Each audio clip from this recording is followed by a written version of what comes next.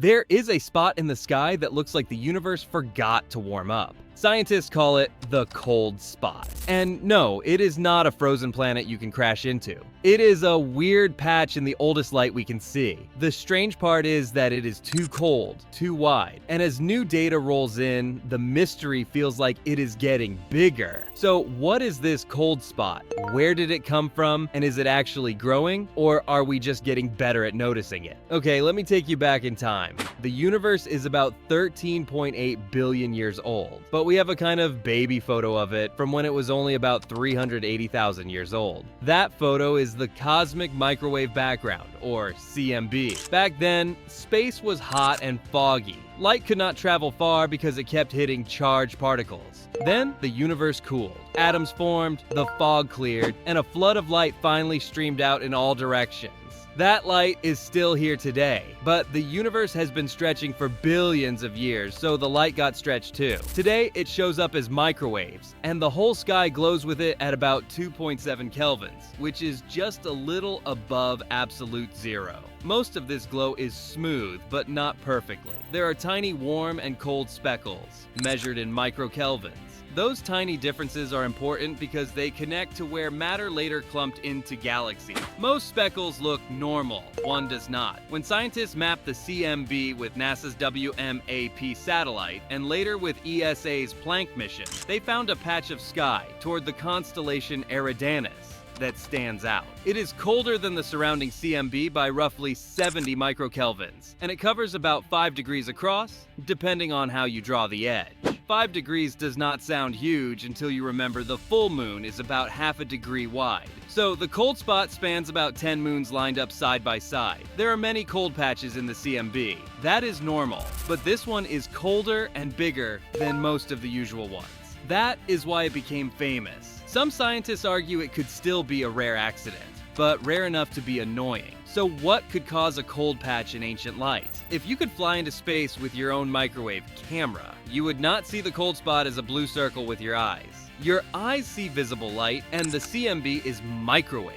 You need instruments to translate those microwaves into colors on a map. That is why CMB maps look like weird heat maps with reds and blues.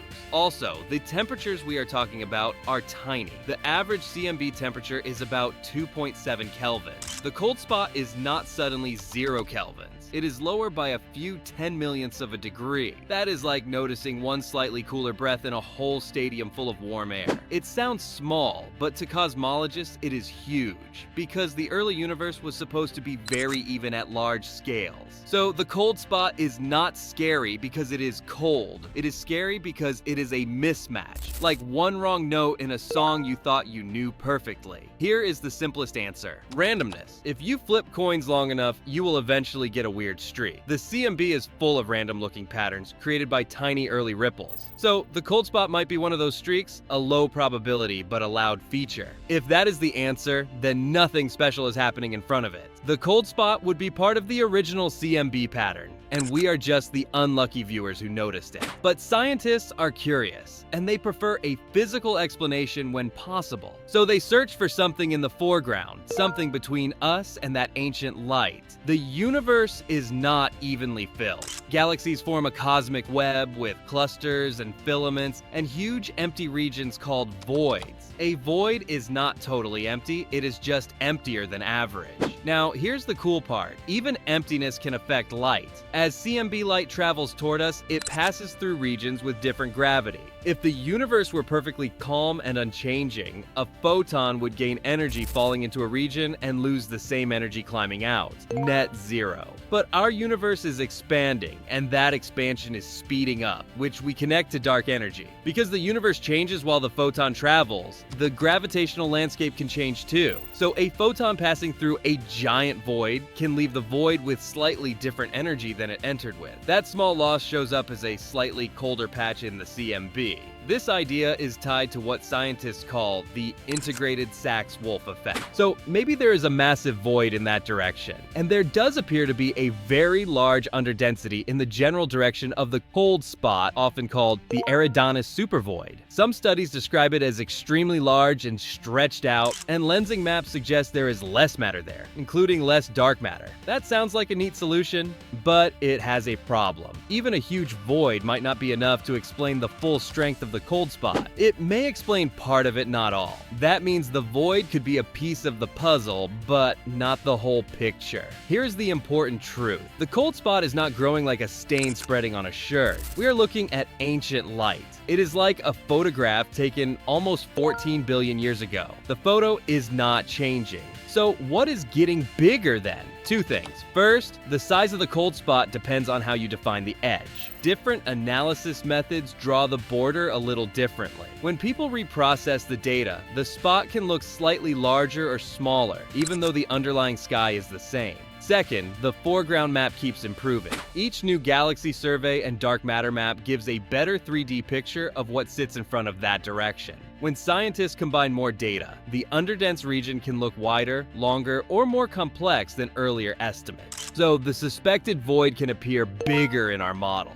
In short, the story is getting bigger because our measurements and maps are getting sharper. And that is still a big deal, because if the foreground structure is larger than we thought, its effect on CMB light could be larger than we thought. But if it still cannot fully explain the cold spot, then we may need another ingredient. When the boring answers do not fully fit, people bring out the weird ones. Some researchers have suggested the cold spot could come from an exotic feature left over from the early universe, like a texture, basically a wrinkle created during early phase changes in the cosmos. And then there is the headline grabber, the bubble collision idea. In some versions of cosmic inflation, our universe could be one bubble among many. A collision long ago could, in theory, leave an imprint in the CMB like a bruise.